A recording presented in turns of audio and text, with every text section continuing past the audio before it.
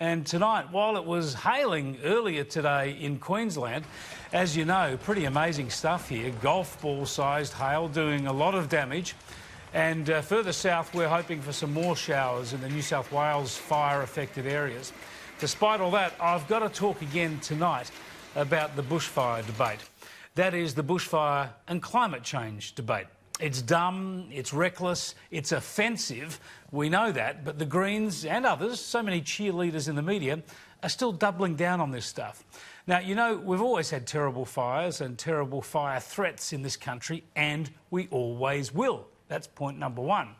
And you know, whether climate change makes that marginally worse over time or marginally less, it won't matter much to anyone, because the fires that have burned on our continent for millennia will continue. The fires that have taken lives and property since European settlement will continue. The fires that we fear, that we take precautions against and battle as best we can against, they'll always be part of life on this land. So trying to create a climate policy debate based on the fire tragedies is as dumb as it is tasteless. To pretend that there's something governments could do anywhere in the world that would eliminate this threat is plain stupid. To suggest any action taken by the Australian government, just over 1% of global emissions, remember, emissions that we are cutting while global emissions continue to rise, mind you, to suggest anything an Australian government can do would make our summers cooler or our springs wetter is just nuts, as you know. But this is the nonsense we hear this day, and none of it was nastier, more inane or offensive than this swipe last week at the government from Greens Senator Jordan STEELE-JOHN. You are no better than a bunch of arsonists. Borderline arsonists. Senator STEELE-JOHN. And you should be ashamed. But Greens MP Adam Bandt today refused to condemn this disgraceful idiocy. On that day, the fire warning had been increased to catastrophic for the first time ever in this country. Do you accept that that kind of language on that day is not only insensitive but is out of line? I think you should listen to the emotion in Jordan STEELE-JOHN's voice as he's talking there. I think he's the youngest member of Parliament. He's part of a generation that is terrified and aghast with what they're seeing with the climate crisis. What we're seeing now has happened with 1 degree of warming, and they know we're on track for 3.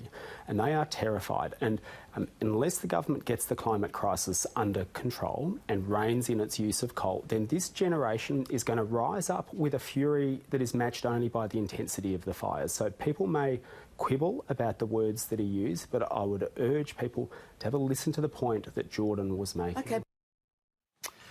Wow, where do you start with that one? He sounds like he's trying to incite people to rise up, to be offensive, to do crazy things. But first, the question there from Fran Kelly. It contained what we would call fake news. That claim about this being the first time ever in this country we had a catastrophic fire warning was clearly fake news. Here's the same category called in Victoria almost a decade ago. They used the term code red instead of catastrophic, but it's the same category. And here is the catastrophic warning in South Australia, reported by the ABC in the same summer of 2010. In fact, it was issued 7 times that summer in South Australia alone.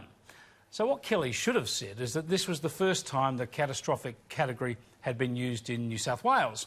But the category was only brought in 10 years ago. It's an extra category introduced to make sure people pay attention on the worst days. It's not different conditions, it's just a new category.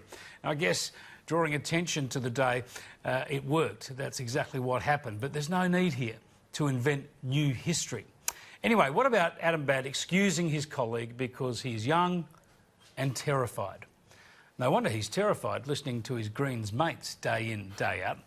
What people normally would do after making disgusting and false allegations, blaming others for events that actually took lives, destroyed property and created untold trauma. Normally when you make sick and crazy allegations that other people were to blame for the deaths of others, you would apologise, not double down. But I guess it's going to be a long time before we see decent and sensible political climate in this country.